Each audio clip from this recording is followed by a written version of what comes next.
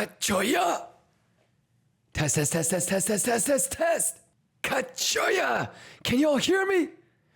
Can y'all hear me? Boy, it's good to be back. Can I get a Kachoya?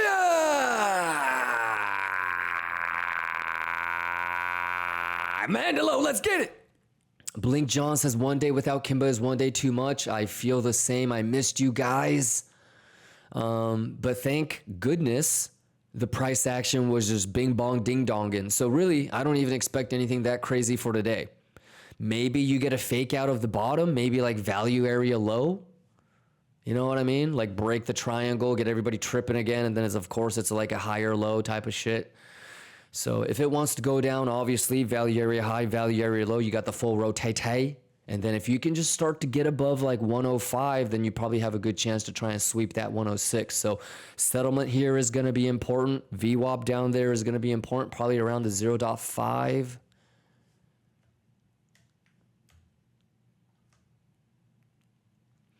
Yeah. And then obviously the value area low with the point of control down there too. So yeah, hopefully it's not going to get too crazy. I'm going to be testing out a little bit, a couple more V2 stuff. So what are you thinking about this value area low? Are there any, how many of y'all are bullish? How many of y'all are bullish and you're going to take that value area low? Thang. How many of y'all are bearish? And you're looking for like 99K? It's really just a question of, are these guys going to sweep? Really, like if you break it down, there's only two teams. One team thinks that 106 is coming first, and the other team thinks that the 100K is coming first, you know? Isn't that really just the two teams in crypto right now? There's one team that thinks 106 is going to come first, and then you've got people that thinks that the 100 is going to come first. Castillo says, I'm bearish, but price consolidating too much. Yeah, and I mean, you could be short-term bearish, you could be medium time frame bearish, or you could be higher time frame bearish. I got to figure out how to install the motion cap on this Mac this weekend. Haskir says, I mean, if I'm a whale, I would love to buy BTC the cheaper that I can. Yeah, but no whale is buying at above 100K, Haskir. They were all buying at 50 and 70. Whales are only thinking about shorting. Selling. Like around 125, 130. Yeah, did you see the CME open interest? The change in like the last 72 hours? It's pretty nuts. So Easterdam, this is what I would say. Higher time frame, Bellagio. I'm still thinking 450, 500 for Sol. Okay, so higher time frame, like we're trying to get into longs. So that 150 level looks very, very, so actually, even before we get to 150, 157, right? So 157 looks interesting, 150 looks interesting, and then 120 looks interesting. So I feel like I have to be super, super clear because I don't want like RNK or somebody to misinterpret this.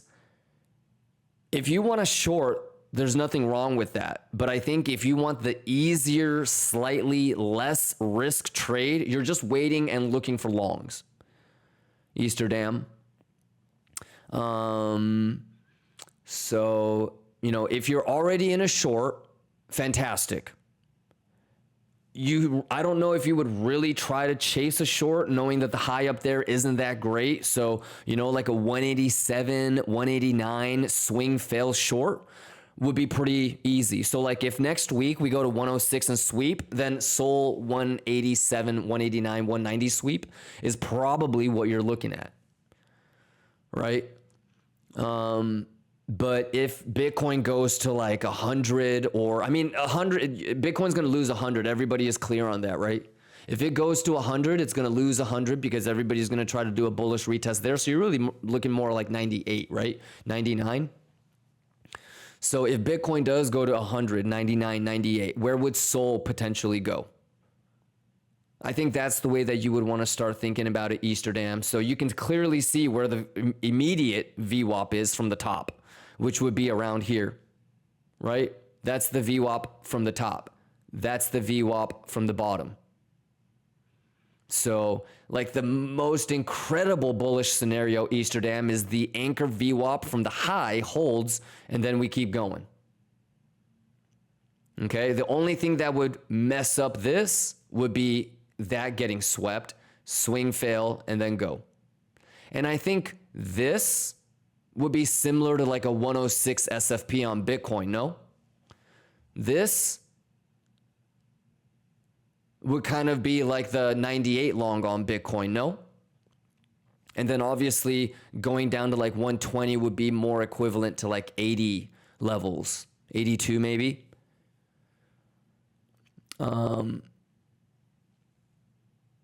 So yeah, that's about it, Easterdam. Anything specific? Are you more bullish or are you more bearish?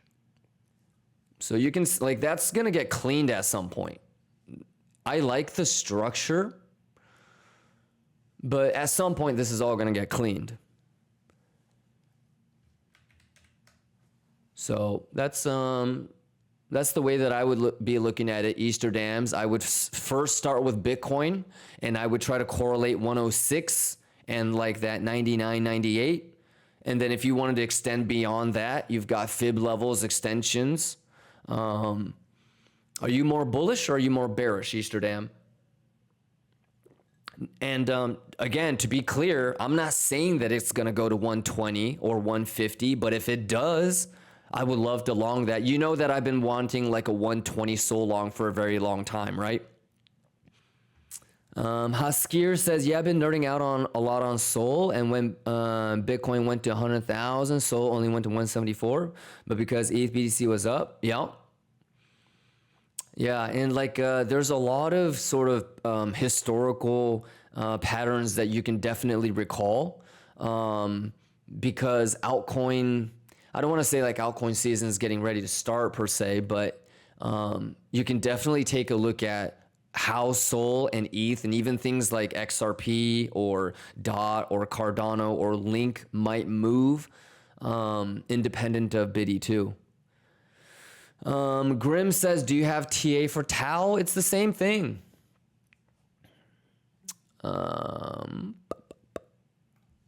So here we are.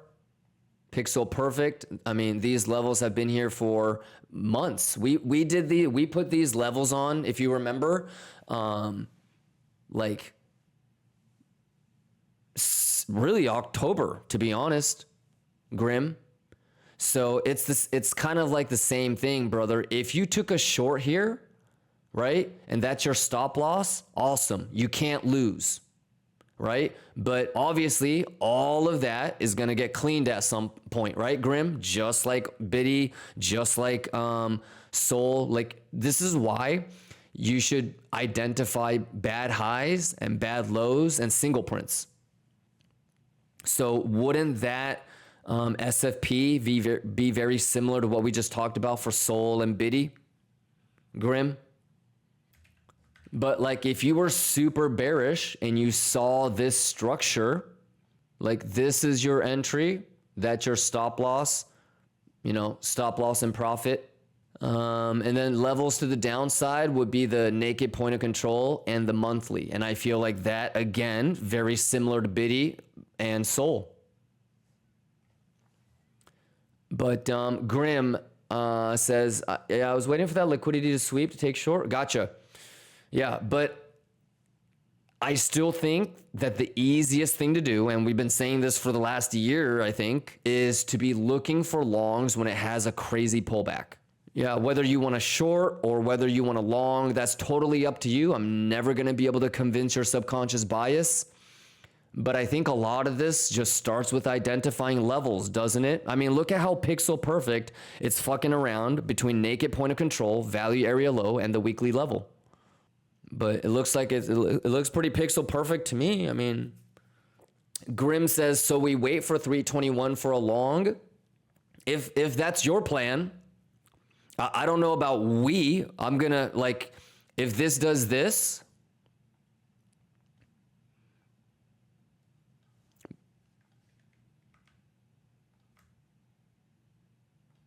If it does that, I'll be able to take a long.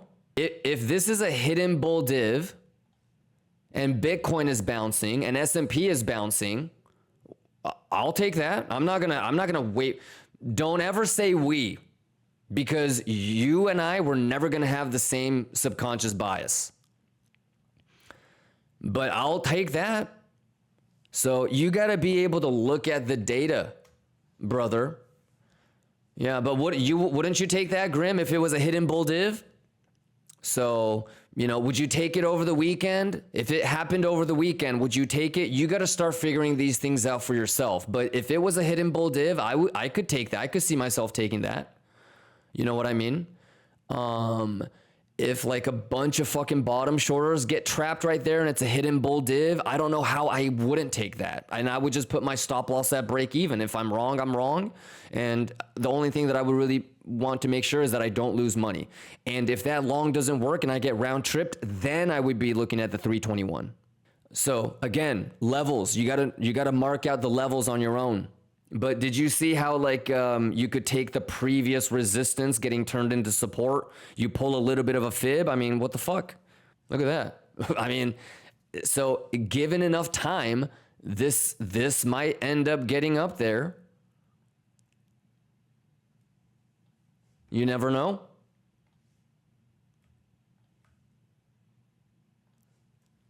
But you should be prepared, right? And have a plan. So if it ends up doing that, you know how to execute. If it doesn't end up doing that, you know how to execute. Remember, your job is not to predict the future. Your job is to be prepared. So it shouldn't matter if it pumps or dumps. The way that you fail is not whether you were right or wrong on the short. The way that you fail is if something happens and you go, what the fuck? And you weren't prepared. That's how you fuck up. If it wants to turn that resistance into support and it's a hidden bull div and bottom shorters are trapped right there, I'll definitely take it, Grim, right? And I'll put my stop loss at break even. And if it does this and it does this and it does this, then I get stopped out, round tripped. I don't lose any money. And then I'm ready for that one. So level to level, make sure that you have levels to the upside, levels to the downside, and just do your best. Sounds good, Grim? So that's Tau for you. You like Tau, huh? Sizzlack says, what time frame is the best for looking for hidden divs? That's a great question. So obviously the higher the time frame, you have more data, you have more volume, so it's more reliable. That concept works when you're talking about looking at a div on the 1 minute, right? So obviously the reason why you wouldn't take a 30-second div, a 1 minute div, a 3 minute div, a 5 minute div is because there's less time, less volume, so it's less reliable. So just by common sense, obviously the higher that you go, you have more time and you have more volume, so it's more trustable. Something that I would maybe, so to answer your question, 30-minute, 1 hour, 2 hour, 4 hour, those are all great. But Sizzlack, it depends on what kind of divs you're looking at. If you're looking at MACD or RSI, then time-based candles, not too bad. However, Sizzlack, if you're looking at CVD is cumulative volume delta. So there is a benefit to looking at volume-based candles. Instead of every 30 minutes having a time-based candle, you can have volume-based candles. So it's every $15 million of volume, every $30 million of volume, every $50 million of volume. So not only do you want to think about what time frame you want to be looking at for hidden divs. If you're talking about CVD or open interest or other oscillating variables, you might want to base the candles off of the data that you're looking at. So CVD means you're going to go off of a volume-based candle. Does that make sense? And exo charts, when I dip out, it has that. If you're looking at CVD hidden divergence, you'll notice that if you find a 30-minute hidden bull div and Let's say that you have a volume-based candle for, so every $30 million worth of volume. Then if you have CVD divergence both on time-based candles and volume-based candles, twice as more likely to play out than if it was just on time-based candles. So if anything, what I would recommend is you start comparing and contrasting the hidden bull divs, the hidden bear divs, the regular bull divs, the regular bear divs that play out and don't play out, and compare and contrast which ones had confluence with not just time-based candles divergence, but volume-based.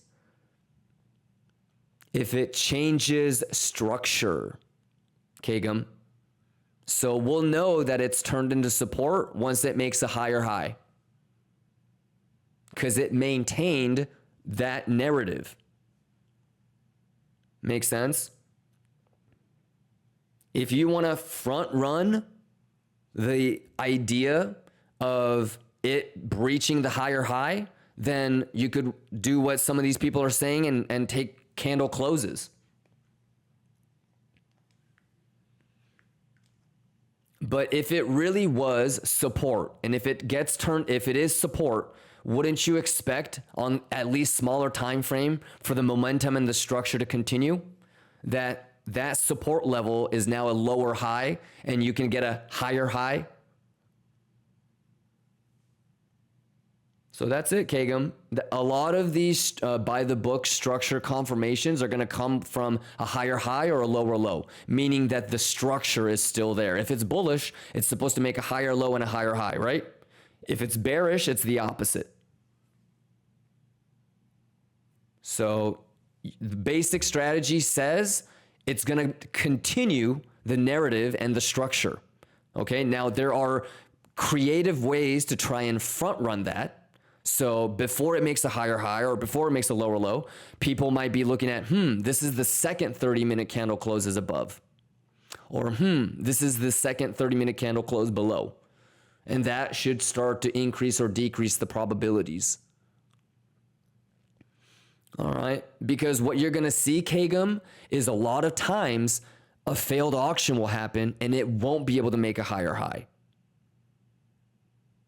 Right? You know what a failed auction is? Like when it's like this, it'll go out, it'll do this, and then it does this. You know what I'm talking about? A failed auction? It couldn't change structure. So this was not support. When this is support, it'll doink, doink, and then it'll breach. There you go. That is support. So simple enough, right? And isn't it crazy? Kagum, when I explained that to you just now, is that like physics? Or at the end of the day, it's kind of like common sense, isn't it? Was that really that uniquely, extraordinarily difficult to understand? No, right?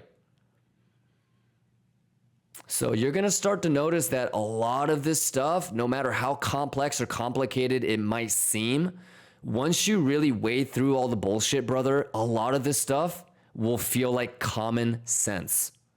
Can I get a kachoya, Kagum? Anything else you guys want to talk about? You understand what I'm saying, Kagum? I'm not doing anything that difficult, brother. It's just experience and the sample size. And it's going to start to click sooner or later.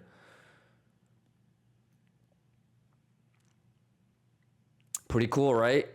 Kagum, what are you up to this weekend? How many Lion Cubs nerding out a little bit this weekend? How many Lion Cubs nerding out a little bit this weekend? What are you guys nerding out on? Boli says, can't it make a higher high and still be failed auction? Yes, but as you have noticed, most of the time, it's actually a new swing fail. It's not a failed auction per se. So like, you're talking about something like this, right? So theoretically, it's at that point, Boli, it's kind of semantics. Some people will say, well, that's actually a sweep. Or some people will say, well, if you look on the 1 minute, it actually did a failed auction. Yeah, and so some people might not consider this, or they're gonna wait for something like this for like an inverse head and shoulders or whatever. Yeah, so it's at that point it kind of becomes semantics. You know, some people are going to consider it a higher high failed auction, and you can. Some people will call it a new failed auction of the previous one. Some people might say that it's a sweep of the previous high. So there, I'm not going to really nitpick on what it should be called or what it is or what isn't. I think you guys can all kind of individually define what you would want to call that. But yeah, you definitely, theoretically, yes, you can have a failed auction with a higher high, as we have seen before many, many times. But depending on who you talk to, some people might say, yo, Kim, but that's not a failed auction with a higher high. That's actually a sweep of the previous high. And that's okay too. I'm down with that too. We're kind of coming up on like the last 40, 45 minutes for today, but you guys want to talk about any last minute stuff?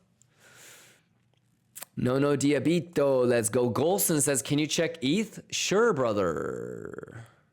I don't think anything has changed, but yeah, is there something specific you want to talk about, brother? Obviously, VWAP and levels to the downside and levels to the upside are all sort of right there.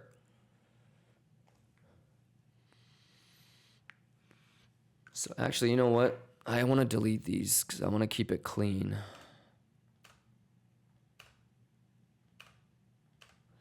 I will probably start doing altcoin nerd outs next Friday too, which is going to be exciting.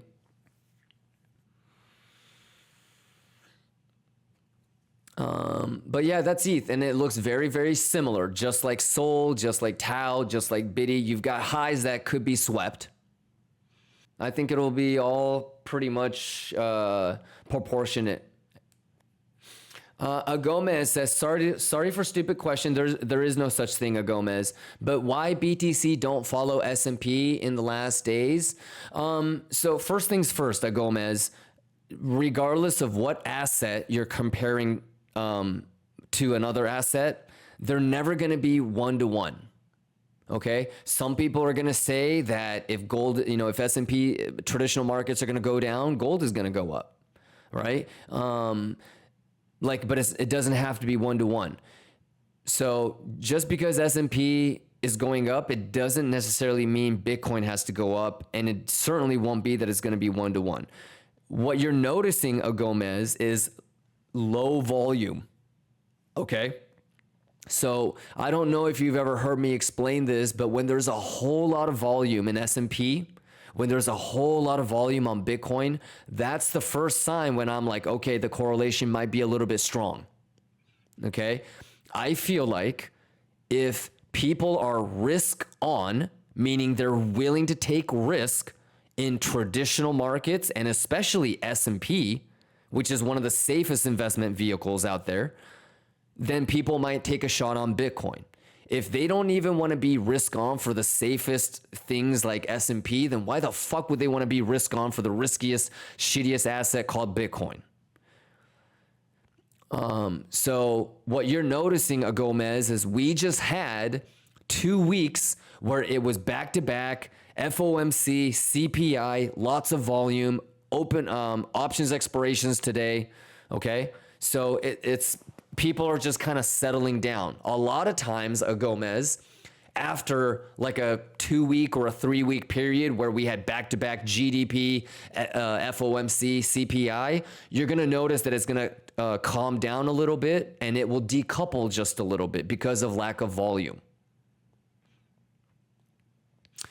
Gomez says, so we need more volume in S&P 500 to have more trust in the movement, right? Yes, we need more people to put in more money so we can start to trust it. If it's moving on low volume, specifically, this is why I don't really like to trade over the weekend, for example. But if it, pops or dumps and it's low volume, usually it has the chance to retrace the whole thing, right? It's like a fake out. So yeah, it's basically what I just call kind of like market fatigue. So many people were already risking so much during CPI and FOMC. The week after, everybody is fatigued, market fatigue. And it's also Friday today. So Yeah, it's not going to be 1-to-1 every single day, every single time, but I would still say that it's correlating pretty well. When S&P put in a low, Bitcoin put in a low. So I would still say that it's pretty well correlated. It might not be pixel perfect on what you want, but I think it's still correlated pretty well. And by the way, Gomez, you're one hell of a trader already, so your guess is probably just as good as mine.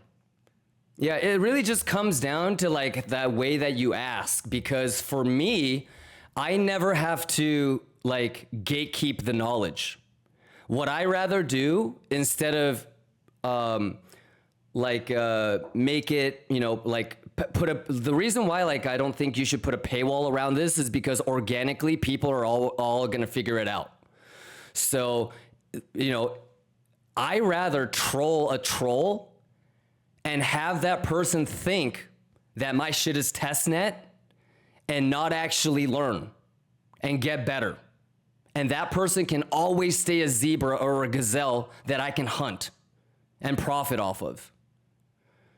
So naturally and organically, the people that deserve it will filter themselves in, and the people that don't deserve it will filter themselves out.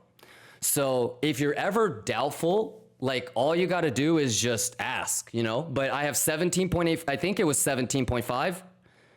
What was it on MEXC? 17.85. I have 15 on Blowfin. The entries are almost pretty much identical. Okay, I have 12.85 on TapBit, and I have 30.5 on Kraken. I have 6.85 on KCEX. The entries are almost identical. You mean settlement? So first things first, this chart that we're looking at is the CME chart. Do you know what that is? CME, Chicago Mercantile Exchange. This is where all the institutional money bets on Bitcoin. I'm using that kind of as like a loose description, okay? But this is real money, okay? The only volume levels that I trust is this bitch, okay? Settlement, and in traditional finance, I don't want to, basically you could just call it the previous day close, okay? Is settled, that's where the price was settled. Meaning if you have like options contracts, like that's the price that we said, hey, above here, you're juicing, below here, you're fucked. And traditional markets, obviously they close when the markets close, right? So that's what settlement is. Tesla is going to have a settlement. Amazon has a settlement. Microsoft has a settlement. So does Bitcoin when it's CME. So it's another level of interest where, do you understand the concept of like a bullish or a bearish retest of the daily open? Why the price might go back to the open to stop everybody out, reset, and then get back in. Do you understand the difference between RTH, regular trading hours, and ETH, electronic trading hours?